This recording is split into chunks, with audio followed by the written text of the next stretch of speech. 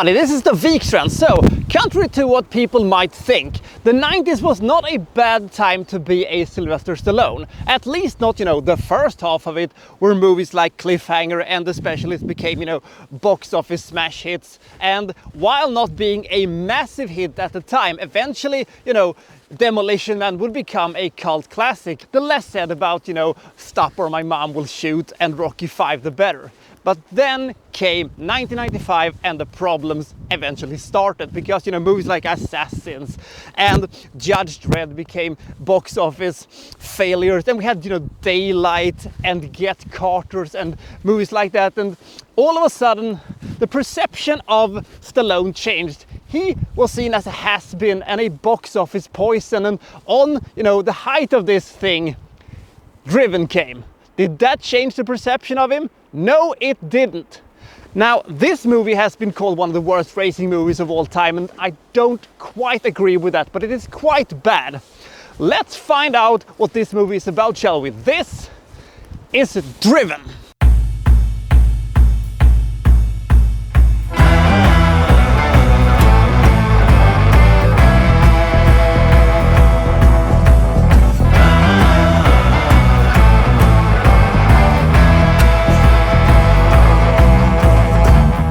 Stallone plays Joe Tanto. He is a retired race car driver for, kart, not Formula One, kart. I don't know the difference between them, but that really doesn't matter. He gets a call from, Burt Reynolds, his old mentor, who wants him to join the team so he can help him, coach this new prospect they have, Jimmy Bly. Jimmy Bly, played by Kip Pardue, is, this young up-and-coming race car driver who has, won 5 straight races and maybe has a chance of, winning the 2000 kart series. And slightly reluctantly, Tanto accepts and finds out, shock of all shocks, that the kid is a bit arrogant and don't want to listen to advice and stuff like that. And to complicate things even more, Joe's ex-wife, played by Gina Jaherson, is, also on the team, so there might be some bickering over there. Speaking of bickering, we also have,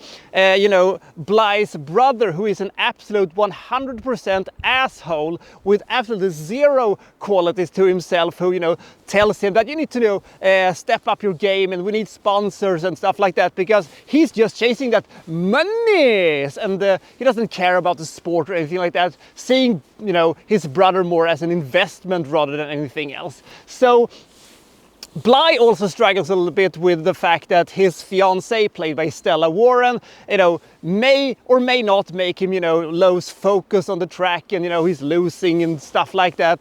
And so he dumps her.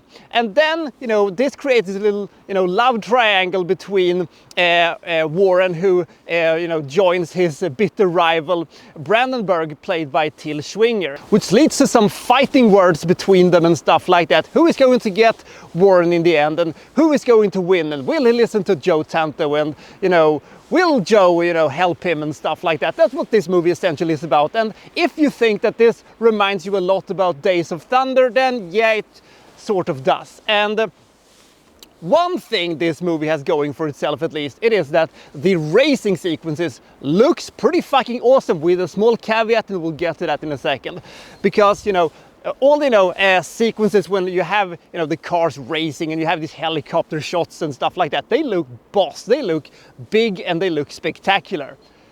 But one thing that Days of Thunder definitely had over Driven is the fact that, well, they didn't have CGI 1990, at least not to the point where they could do CGI cars and stuff like that, and thank God for that. Days of Thunder wouldn't have been helped by that, rather the opposite. So we have all of these crashes and accidents and stuff like that is done with entirely CGI cars.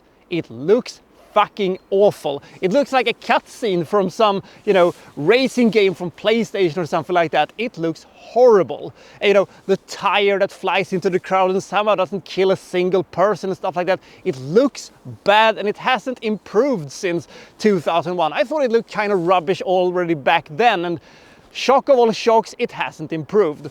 So that thing is sort of a little bit spotty at best. But then we have all of this bickering and all these things going on in between, you know, the races, which doesn't help either, because boy oh boy is Jimmy Bly an awful fucking character. He's a complaining bitch who I mostly want to slap and say, get out there and race, you fucking numbskull. There are a few times in cinema history that I've seen an underdog that I wanted to win less than this, because he's just so uninteresting and he was just so boring. And I can understand the frustration, you know, Sylvester Stallone had when he discovered that in the editing room his role was pretty much diminished. But on the other hand, he seems to be so disinterested and he seems to, you know, just running on fumes at this point and phoning it in. So maybe I can understand Rennie Harlin, but on the other hand, does anybody remembers this fucking guy? Has he done anything after Driven? I can't recall his name or recall his face from anything else.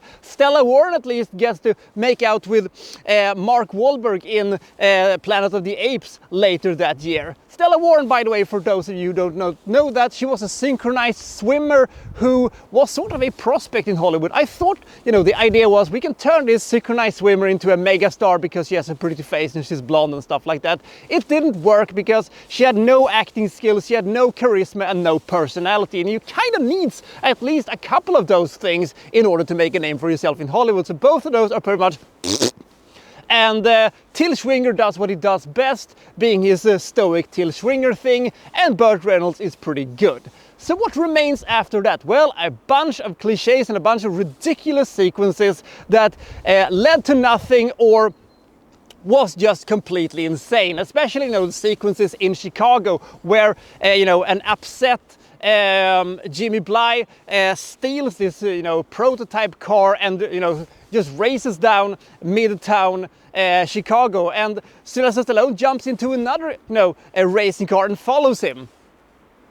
How did that happen, by the way? Were the keys in the ignition, or did they have time to hotwire the whole thing? Can you hotwire a kart car? I don't know. Those sequences look fucking awful, by the way, with those, you know, manhole CGI things that looked, oof, that was rough. And the entire thing that sequence went to, well, they had an argument in the streets and then it was all forgotten, you know, except, you know, for the, you know, newscaster who said that he had to pay, you know, some fine or something like that. But otherwise it was never brought up again. It was completely useless. The idea of, you know, having a car chase in Midtown Chicago with two racing cars seems fun on paper, but in the execution it was fucking awful. So we don't really have a mixed bag here. We barely have a bag in this case. So we have, you know, uninteresting characters doing uninteresting stuff in between, well shot racing sequences that has bad accidents because they're over reliance on CGI. Those sequences that do have, you know, actual cars slamming into each other and walls and stuff like that, they looked good, and, you know, some things looked awesome, you know, when that car was, you know, flying through the air and they're having this POV shot in slow motion. That was great, but for the most part, it's a movie that you're waiting for to, you know, be over. And they also stuffed this one to the gills with all the, you know, sports cliches that you can think about. You're off the team, and he's coming back, and the injury, and the yelling at people, and the win, and the, you know, race where everything is on the line and stuff like that. And that awful sequence with the ankle injury where he has to prove, you know, that he wants to do this, and all these things together creates what should be an absolute dumpster fire, but the movie still has some form of quality to itself. We have enough star power to make you at least forget some of the worst things that happens in this movie, and they have a production budget that is big enough to give this movie a big time feel to itself, and the pace was pretty good. So there are things in this movie that sort of kind of works, but it barely drags this movie, you know, up of the absolute doldrum of awful movies. So it has stuff going on for itself.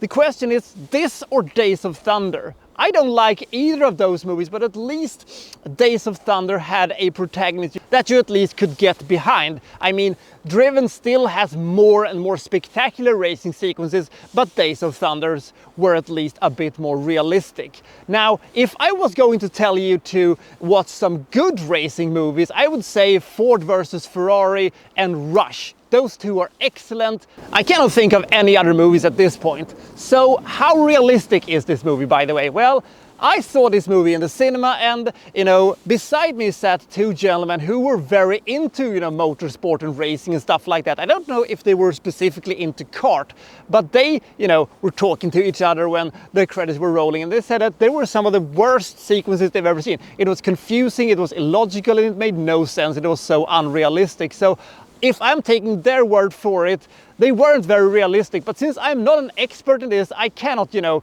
give a final statement on it. I will say this, that the sequences at least had some entertainment value to themselves. They weren't just going around and around and around like, you know, Days of Thunder or anything like that. So it has that going on for itself, but not a lot more.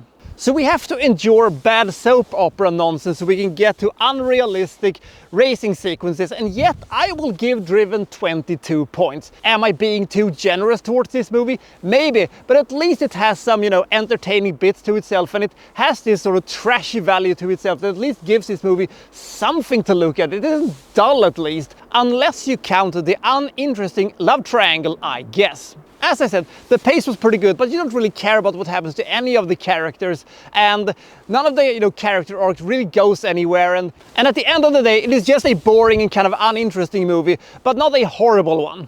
So we'll see you next time from, well, so-and-so reviewing, well, such and such. Thank you for watching. Thank you very much.